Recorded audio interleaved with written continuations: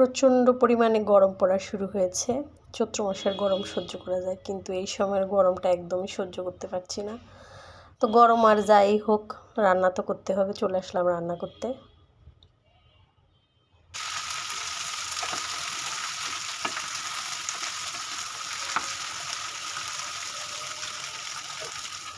আগেই কেটে ধুয়ে সব পরিষ্কার করে রেখেছিলাম। ঢেঁড়স ভাজি করব, তো ঢেঁড়স ভাজাটা হচ্ছে আমি কালো জিরা ফোড়ন দিয়ে বসিয়ে দিয়েছি। আর রান্না করব হচ্ছে পোয়া মাছটাকে ধুয়ে পরিষ্কার করে এখন একটু মাখায় নিচ্ছি ভাজার জন্য। এখানে দিয়েছিলাম হচ্ছে একটু আটা, হলুদ, লবণ, একটু মরিচের গুঁড়া।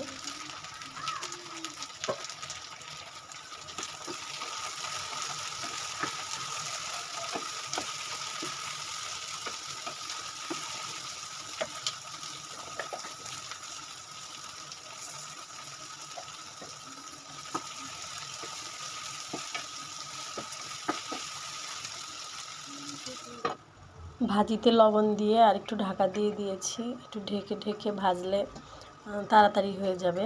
আর এদিকে মাছগুলো মাখায় নিচ্ছি। এদিকে ঢেঁড়স ভাজাটা হইতে থাক। আসলে ঢেঁড়স ভাজতে অনেকটা সময় লাগে এবং অনেকটা তেলও লাগে।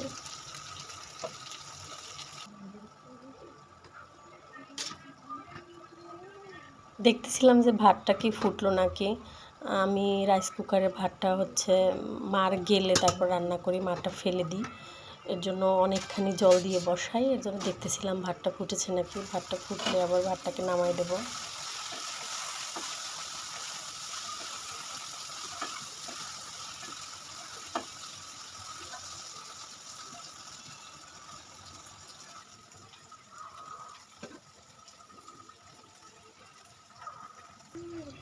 তো আমার ভাজিটা হয়ে গেছে, এখন ভাজিটাকে তুলে নিচ্ছি, একটা বাটিতে তুলে নিচ্ছি। ওইদিকে ভাতগুলো নামাই নিয়েছিলাম ঝুড়িতে ঢেলে, তারপর মাঠটাকে গালাই নিয়েছি। এখন আবার রাইস কুকারে রেখেই ঢেকে রেখে দেবো, নাহলে ঠান্ডা হয়ে যাবে। কড়াইটা পরিষ্কার করে আবার তেল দিয়ে দিয়েছি, মাছগুলো ভেজে নেব।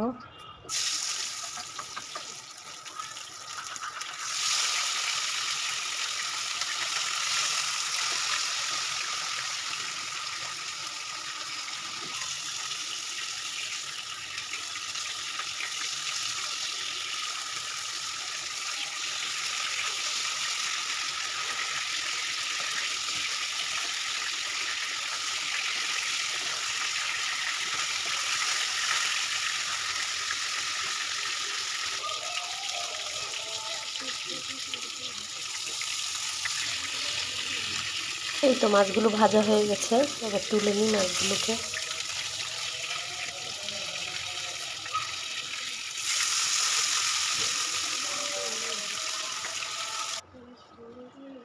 এবার মাছ ভাজার ওই তেলেই আমি রান্নাটা করে নেব। এর জন্য আলু দিয়ে দিলাম, মাছের সাথে আলু দেব। আলুগুলোকে একটু ভেজে নিচ্ছি।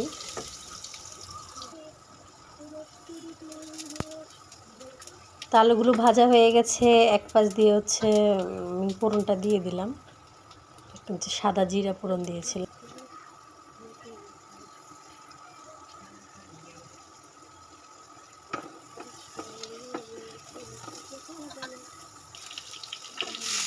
ও মাছের সাথে আমি একটু কচু দেব। এই কচুটা ছিল, তো কচুটাকে আগে একটু সিদ্ধ করে রেখেছি, এর জন্য পরে দিলাম।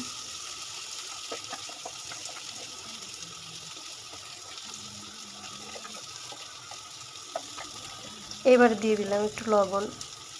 লবণটা দিয়ে সব মশলাগুলো দিয়ে দিচ্ছি। মশলার মধ্যে রয়েছে হলুদ, মরিচের গুঁড়া। তারপর একটু জল দিয়ে মশলাগুলোকে ভালো করে একটু কষায় নিচ্ছি।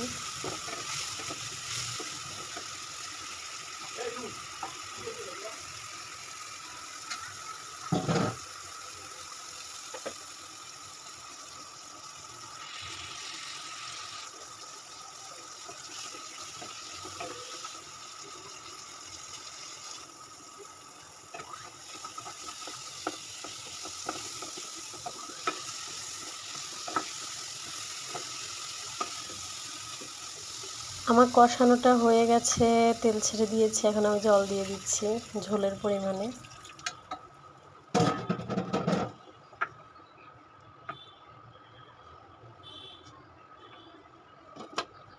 ঢাকনা দিয়ে কিছু সময় রান্না করে নিব। কিছু সময় রান্নার পরে এবার ঝোলে মাছগুলো দিয়ে দেব।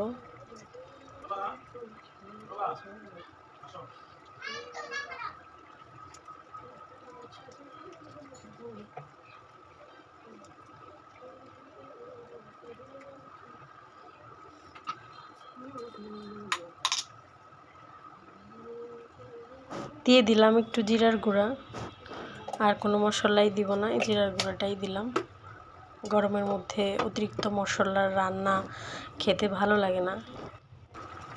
তো আমার জিরার গুঁড়া দেওয়ার পরে রান্নাটা হয়ে গেছে। কিছুটা সময় ঢেকে রাখলেই হয়ে যাবে রান্নাটা।